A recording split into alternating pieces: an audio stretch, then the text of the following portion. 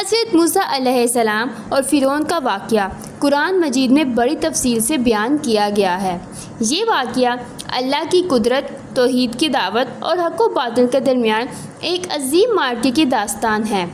اس میں یہ بتایا گیا ہے کہ کس طرح حضرت موسیٰ علیہ السلام نے اللہ کے حکم سے فرعون کو دعوت دی اور کس طرح فرعون نے اللہ کی نشانیوں کو جھٹلایا اور اپنے ظلم و جبر کے نتیجے میں ہلاک ہوا۔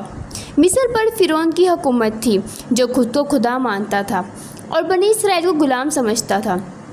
بنی اسرائیل پر سخت ظلم و ستم کیا جاتا تھا اور انہیں کمتر سمجھا جاتا تھا۔ فرعون کو ایک خواب کے ذریعے اطلاع ملی تھی کہ بنی اسرائیل میں ایک لڑکا پیدا ہوگا جو اس کی حکومت کے لیے خطرہ بنے گا۔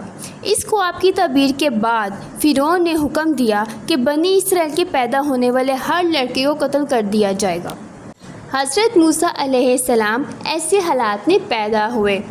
اللہ نے حضرت موسیٰ علیہ السلام کی والدہ کو الہام کیا کہ وہ اپنے بچے کو ایک ٹوکری میں رکھ کر دریائے نیل میں بہا دے۔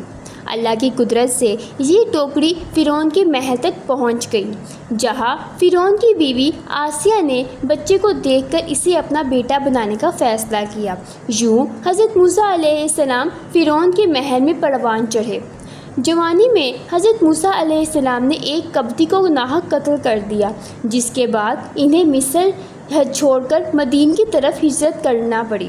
مدین میں حضرت موسیٰ علیہ السلام نے حضرت شعیب علیہ السلام کی خدمت کی اور ان کی بیٹی صفورہ سے شادی کی۔ کچھ عرصے بعد اللہ نے حضرت موسیٰ علیہ السلام کو نبوت عطا کی۔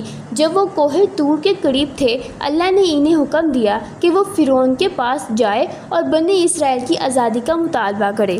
اللہ کے حکم سے حضرت موسیٰ علیہ السلام اپنے بھائی حضرت ہارون علیہ السلام کے ساتھ فرعون کے دربار میں گئے اور اسے اللہ کا پیغام پہنچایا۔ انہوں نے فرعون سے کہا کہ وہ اللہ کے رسول ہے اور بنی اسرائیل کو آزاد کرنے کا حکم دے رہے ہیں۔ فرعون نے ان کی بات کو ماننے سے انکار کر دیا اور حضرت موسیٰ علیہ السلام کے معجزات کو جادو قرار دیا۔ فرعون نے اپنے بڑے بڑے جادوگروں کو حضرت موسیٰ علیہ السلام کے مقابلے کے لیے بلایا۔ حضرت موسیٰ علیہ السلام کے حکم سے اپنا عصا پھینکا جو ایک عظیم سانپ بن گیا اور جادوگروں کی تمام رسیوں اور لاٹھیوں کو نگل گیا۔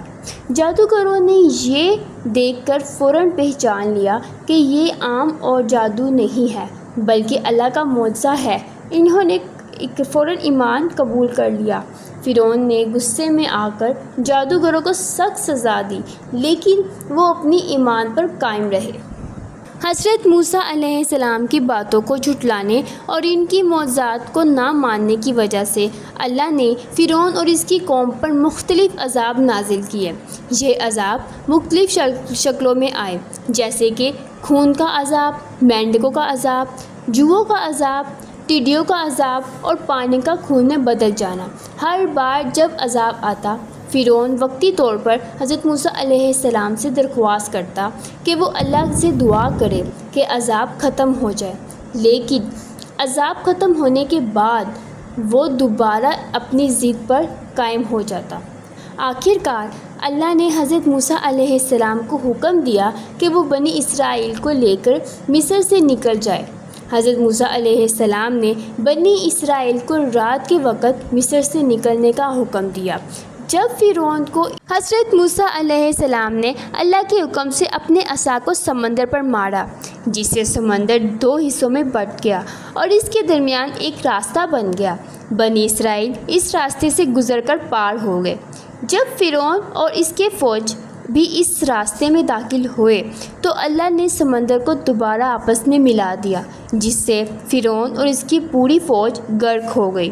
فرعون نے حضرت موسیٰ علیہ السلام کی باتوں کو جھٹلایا، اللہ کی نشانیوں کو ٹھکرا دیا اور ظلم و جبر کی انتہا کر دی۔ اس کے انجام کے وقت جب وہ ڈوب رہا تھا، اس نے اللہ پر ایمان لانے کی کوشش کی، لیکن اس کی توبہ قبول نہیں ہوئی۔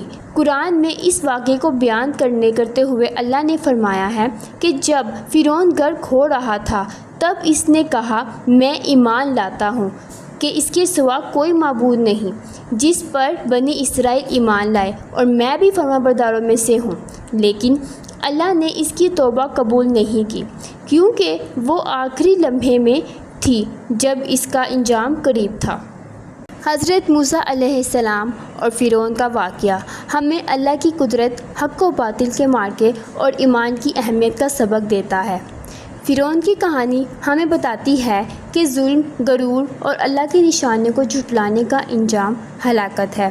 دوسری طرف حضرت موسیٰ علیہ السلام کی استقامت، صبر اور اللہ پر توکل ہمیں یہ سبق دیتا ہے کہ سچی کامیابی بحیثیت ہمیشہ اللہ کے راستے پر چلنے میں ہے۔